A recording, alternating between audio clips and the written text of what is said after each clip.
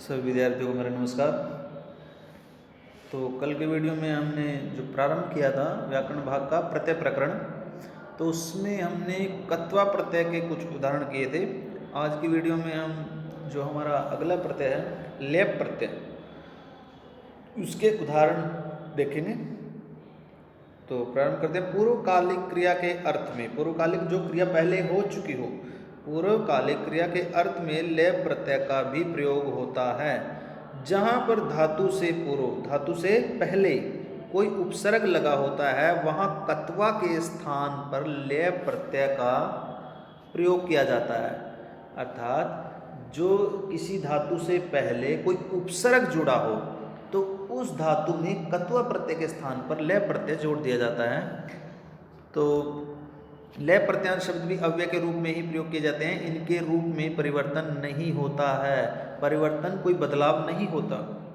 तो उदाहरण है इनके, प्रधन्नम, नम धातु है, धन, ये जो आप इसको प्लस का निशान देख रहे हो, इसको संस्कृत में धन बोला जाता है। तो प्रधन्नम, धन लेप। उसके बाद प्रणम्य, प्रणाम करके, प्रणम्य का अर्थ होता है प्रणाम करके। गुरुम प्रणम्य स पढ़ती, गुरु को प्रणाम करके स मैंने वह, पढ़ती मैंने पढ़ता है। इसी प्रकार से वी उपसर्ग जुड़ा है, वी धन ज्या धन लेप, विज्ञाय जानकर। तो वार्ताम विज्ञाय त्वम आगच्छ, वार्ता अर्थात वार्ता को जानकर त्वम तुम आ गए। आ धन गम धन लेप आगत्य आकर, गृहात आगत्य स पाटलिपुत्रम गतवान, गृहात में पंचमी विभक्ति है, घर से आना, घर से जुदा होना। स मैंने वह, पाटलिपुत्रम गतवान पाटलिपुत्र को गया। उसके पश्चात है आधन दा, दा धातु है, लेप प्रत्यय है, शब्द बनेगा आदाय, लाकर। किम आदाय स समायत। उसके पश्चात वी धन समृ, समृ याद धातु है, ठीक है ना, स्मरण करना, लेप प्रत्यय है, तो विस्मृत्य, धातु का अर्थ बदल गया है, विस्मृत्य भूल कर। पाठम विस्मृत्य स किंग कर्तव्यामूढ़ अभवत।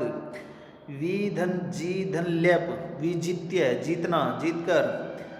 शत्रुन विजित्य राजा प्रसन्न अभवत। उत धन डी धन लेप, ऊढ़्य उड़ना, उड़कर। खगा उड़िय प्रसन्ना भवंती, खगा खग प्रायवाची है पक्षियों का, पक्षी उड़कर प्रसन्न होते हैं। आधन्नी धन लेप आनीय, तो आनीय का अर्थ होता है लाकर, लाना। शिष्य शुल्कम आनीय गुरुवे दत्तवान, शुल्क होता है फाइन, ठीक है, जुर्माना। तो शिष्य जो है वो शुल्क जुर्माना ला करके गुरु को देता है। उप धन कृ धन लेप उपकृत्य, उपकार करके। सज्जनाना उपकृत्य विस्मृति। प्रधन आप धन लेप प्राप्य, प्राप्त करके, प्राप्त करना। छात्र परीक्षा फलम प्राप्य प्रसन्न है, जाता है। प्रधन दा धन लेप प्रदाय देना, देकर। निर्धनेभ्य धनम प्रदाय धनिक है, गत है।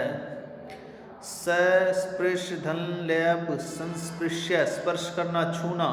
पितु चरणम संस्पृश्य स आशीर्वादम प्राप्तवान।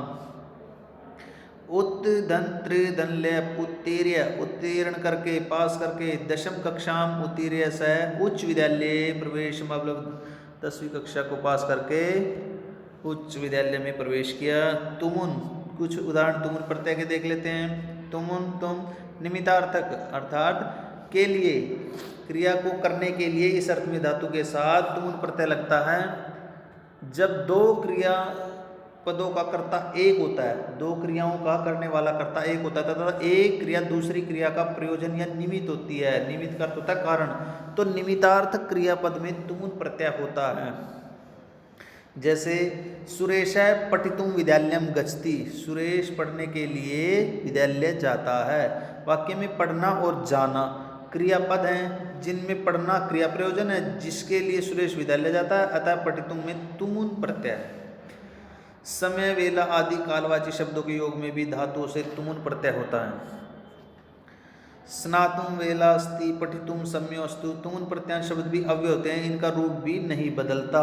अव्यय जो होते हैं उनका रूप नहीं बदलता, नहीं परिवर्तन होता है। तो गम, कुछ उदाहरण देखते हैं। गम धन तुमुन गंतुम। उसके बाद ये वाक्य दे रखे हैं जाने के लिए।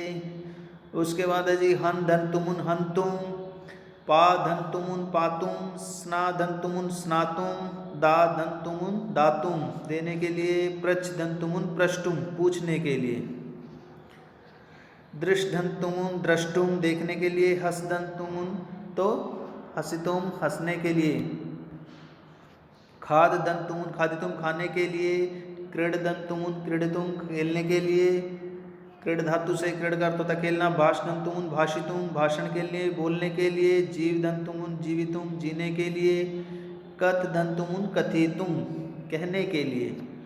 तो ये 2 प्रत्यय आज आपने किए हैं और इनके उदाहरण साथ में जो ये वाक्य दिए हैं सभी विद्यार्थियों को याद करेंगे अच्छे से।